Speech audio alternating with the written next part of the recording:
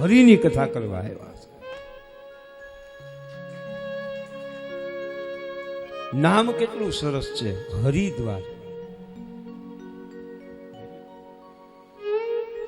બે નામ છે, એક નામ છે હરિદ્વાર અને એક નામ છે હરદ્વાર.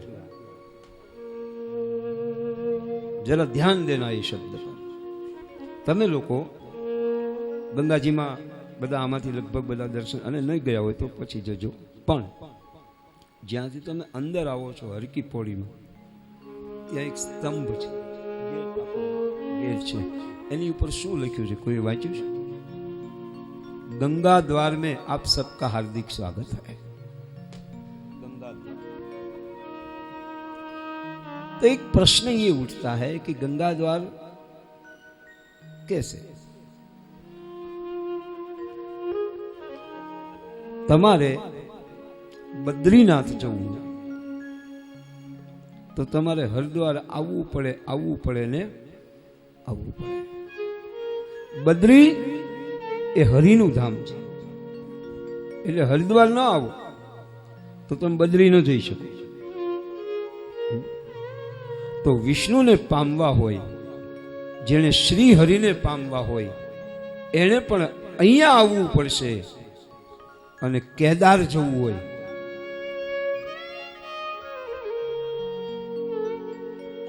શું વાત કરીએ સર, કેદારનું તો સ્વરૂપ આ વખતે તો આપણા કંઈક ભાગ્ય નથી, બાકી તો બદ્રી અને માં ગંગોત્રી અને માં યમનોત્રી તો છે જ, બંનેની પટરાણી છે. ધ્યાન આપો, બદ્રીની પટરાણી માં યમુનાજી, બરાબર ને, યમુનાજીના નાથ. અને હરની પટરાણી માં ગંગા છે.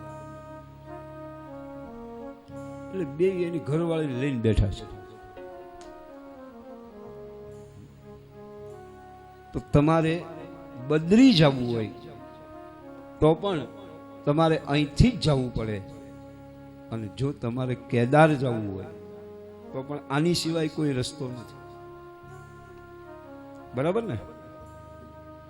તો હરિ અને હર એ બંનેને જે મેળવી આપે એનું નામ ગંગા દ્વાર. ગંગા દ્વાર સમીપે તુ તટમ આનંદ નામકમ. આનંદ નામના કિનારે, પૂછો તટ એટલે કિનારો, એટલે કઈ દરિયા તટે, નદી તટે. તટ જળને જોઈ,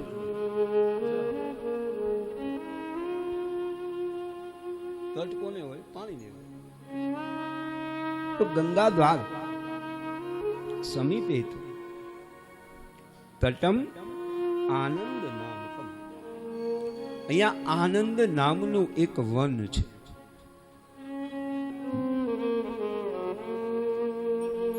હવે પ્રશ્ન એ છે કે ગંગામાં આપણે સૌ આવ્યા છીએ, ગંગા દ્વારે આપણે સૌ આવ્યા છીએ ને, પરંતુ ગંગા દ્વારે આવ્યા પછી પણ આપણે અહીંયા શું કામ આવ્યા છે? પેલા મને એ કહો. સૌથી પહેલું મારી એક વાત આપ સૌને વિનંતી છે, આપણે ટૂર ઉપર નથી આવ્યા, આપણે સૌ યાત્રામાં આવ્યા છે.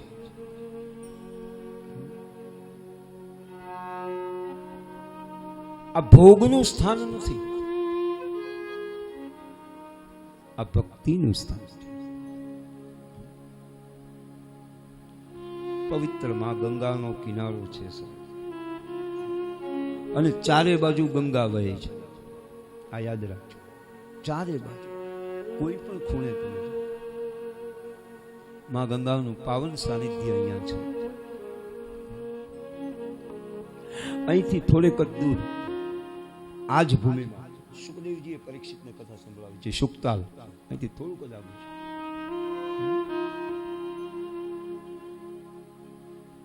તો ભગવાનની કૃપાથી શ્રી હરિની પાવન ભૂમિ શ્રી હરિદ્વારમાં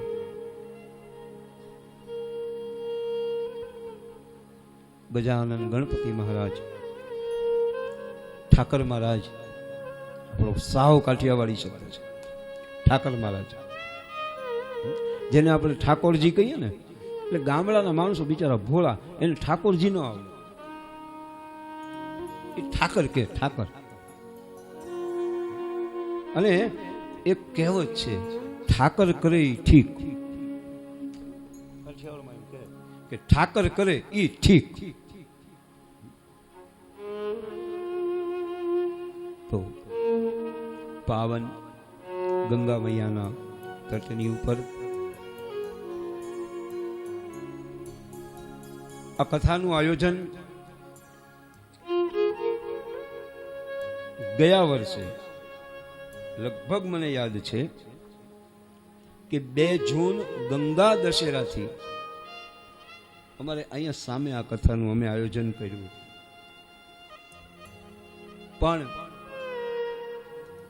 પગથાણમાં બેહવાની ટેવ હોય ને, એને ઘોકડામાં ન ફાવે.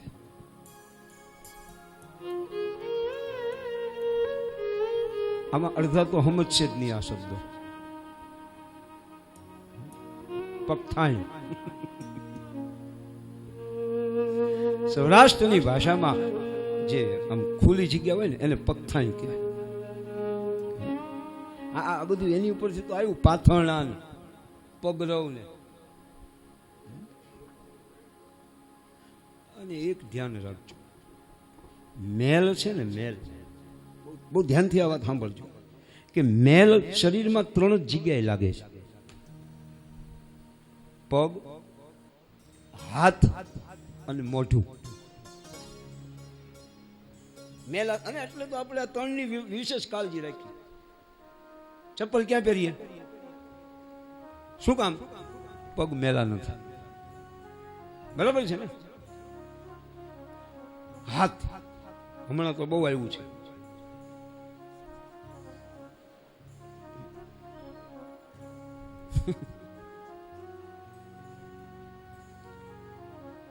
એટલે હાથ બધા ધોજો, પણ કોઈને ધોવડાવતા નહીં. તમે જોજો, નાવું અને ધોવું એમાં બહુ. અમારો એક મિત્ર છે નીરજ, એમ કે હાથ પગ ને મોઢું નાયા કરતા દોઢું.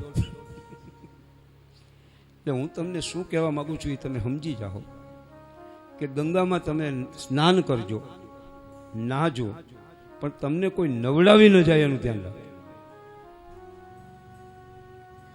કાલે જ 2-3 જણા પૂછવા આવ્યા હતા મને કે બાપુ કઈ દિશામાં મોઢું રાખીને નાવું? મેં કીધું પાકીટ, પૈસા,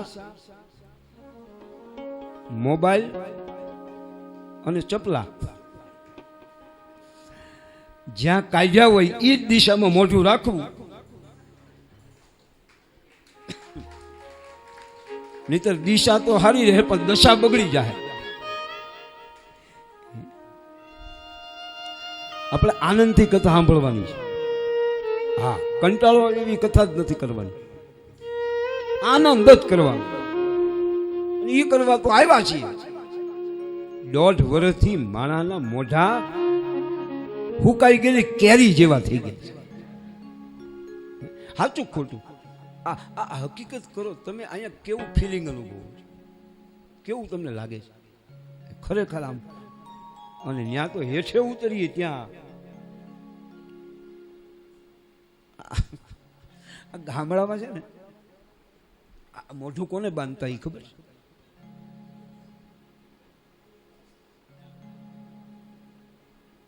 સાધુ ગામડામાં બળદ હોય, ગાય હોય, બકરું, હવે એના મોઢા બાંધી દેતા. શું કામ? કે ઓખર ન કરે.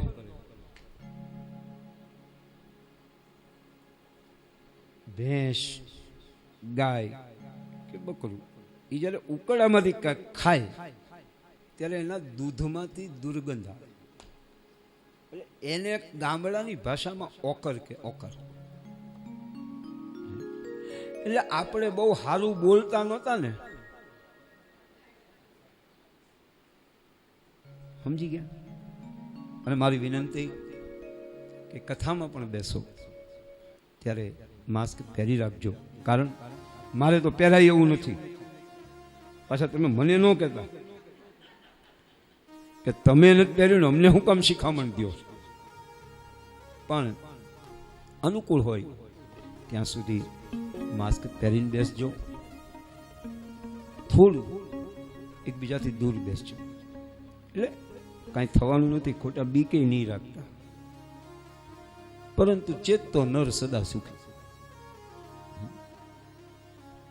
તો હરિના દ્વારે હરની કથા કરવા અમારા આદરણીય એવા અમારે જગદીશભાઈ, જિગ્નેશ, અમારા દીપકભાઈ, એમનો પરિવાર, પછી બીજા બધા કલ્યાણમાંથી આપણે લગભગ 2 વર્ષ પહેલા, 2 વર્ષ તો થઈ ગયા છે ને કેતનભાઈ, ત્યારે અમારા કેતનભાઈ અને બધાએ પ્રજાપતિ સમાજે ખૂબ સરસ આયોજન કર્યું. 50-51 પોથી હતી એ વખતે. તે દિનું અમારા મનમાં આ વાત ઘૂમતી હતી कि एक बार हरिद्वार में कथा हो जाए तो कैसा रहेगा. एक मनोरथ था हमारे मन में. यदि ठाकुर जी की कृपा हो, उसके बिना तो कुछ होने वाला नहीं. पहले ये समझ लो. यहां आप आए हो ना, वो आपके पैसे से नहीं आए हो, ये भी याद रखना. यहां आप आए हो, वो आपके साधन के द्वारा नहीं आए. आप यहां आए हो केवल और केवल हरि की कृपा से. आ तो एनी कृपा है साहब, तो एनी कृपा है. नहींतर मझधारे किनारा होय नहीं. एनी कृपा थई અને આપણે સૌ આ પરમ પાવની તટની ઉપર માં ગંગાના ખોળે ગંગા મૈયામાં સ્નાન, ગંગાનું પાન અને માં ગંગાજીના કિનારે હરિનું ગાન કરવા માટે આવ્યા છે. તમારે 3 કામ કરવાનું બધાએ. સવારમાં ગાન કરવાનું. શું કરવાનું? સવારમાં દાન કરવાનું, એટલે કથામાં બેસવાનું. બપોરે તમારે બધાએ, हिंदी में कहते हैं जलपान कर लो, बराबर ना? हाँ, खाना खा लो ऐसा नहीं कहेंगे यहाँ यूपी में. बाबूजी जरा जलपान कर लीजिए. तो बपोरे यथोचित આપણે કઈ બપોર પછીની કથા છે એટલે મોજ પડે એટલું ખાજો. અને સાંજે વળી પાછા ગંગા મૈયાનું પાન કરજો. પણ મેં કીધું એમ સાવધાની રાખજો. સુરક્ષા હરિના હાથમાં છે, આ વાત પણ યાદ. પણ હરિ આપણને બચાવવા નહીં આવે, બચવાનું આપણે જ. અમારા એક કવિ દયારામ દાદા એમ કહેતા કે જે તુજથી ન થઈ શકે, જે તુજથી ન થઈ શકે એ પ્રભુ પાસે કરાવ. તારીથી જે ન થાય ને એ ભગવાનને કે. પાણીયારું પ્રભુ નહીં ભરે. હવે ધ્યાનથી સાંભળજો. પાણીયારું પ્રભુ નહીં ભરે, ભરી દેશે તળાવ. તળાવ ભગવાન ભરી દે, કારણ કે એ ભગવાનની જવાબદારી છે. પણ પછી આપણે એમ કહીએ કે એક કામ કરો ને ઠાકોરજી, 2 ઘડા મારા માટલામાં ઠલવી જાઓ ને તો એ એમ કે હું તારા પિતાશ્રીનો નોકર નથી.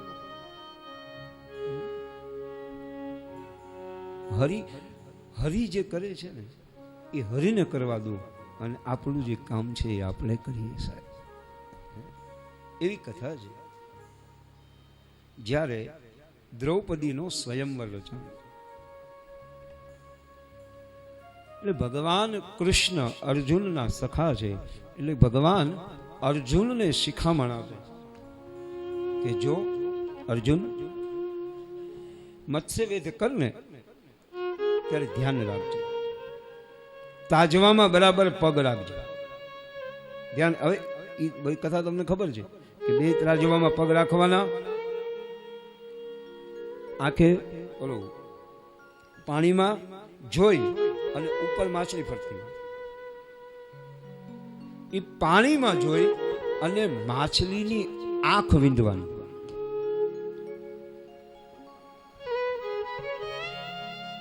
અર્જુન બરાબર ધ્યાન રાખજો, પગ સ્થિર રાખજે, ધ્યાન બરાબર રાખજે, નિશાન બરોબર લેજે. ઘણી શિખામણ આપી. એટલે અર્જુને કીધું બધું જ જો મારે કરવાનું હોય તો તમે શું કરશો? તમે મારા ઈષ્ટદેવ છો, તમે શું કરશો? ત્યારે ભગવાને કીધું કે જે નીચે જળ છે એ જળને સ્થિર હું રાખીશ, કારણ કે એ મારા હાથમાં છે. તો હરિની કૃપાએ હરિ આપણને સૌને અહીંયા લાવ્યો છે, પણ હવે આપણે હરિના થઈ, સૂત્ર ઉપર ધ્યાન આપજો, આપણે હરિના થઈ હરિના દ્વારે હરિની કથા હરિમય બની અને સાંભળવાની છે. તો આ કથાનું આયોજન મારે બધા મિત્રો દ્વારા થયું. મુખ્ય યજમાન તો અમને ગઈ વખતે જ મળી ગયા હતા. આપણે જેમનો અહીંયા ફોટો છે, ગોલોકવાસી રમણીકલાલ મથુરિયા,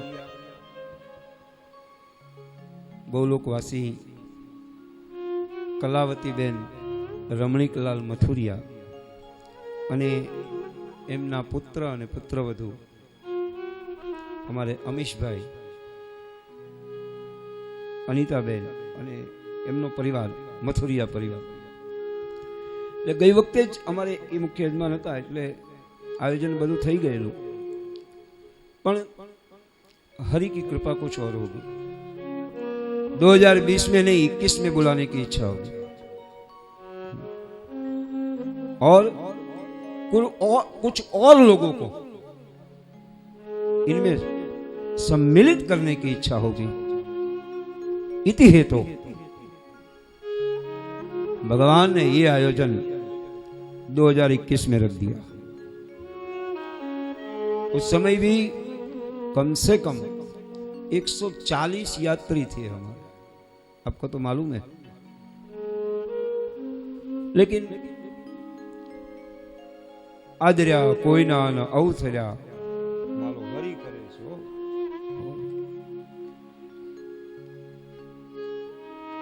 आ वखते मुख्य यजमान एमणे तो कह્યું કે શાસ્ત્રીજી હું આવી શકીશ તો આવીશ, પણ હું અહીંથી પૂજા કરીશ। એ રોજ ઓનલાઈન પૂજા કરે છે।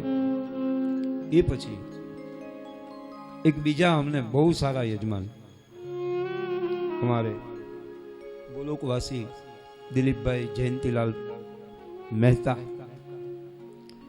एमना धर्मपत्नी गंगा स्वरूप नीलाबेन, नीलाबेन ने के नीताबेन जे होय हाले आपने, नीलाबेन दिलीप कुमार मेहता, एमना बने दीकराओ हमारे विजय भाई અને શું નામ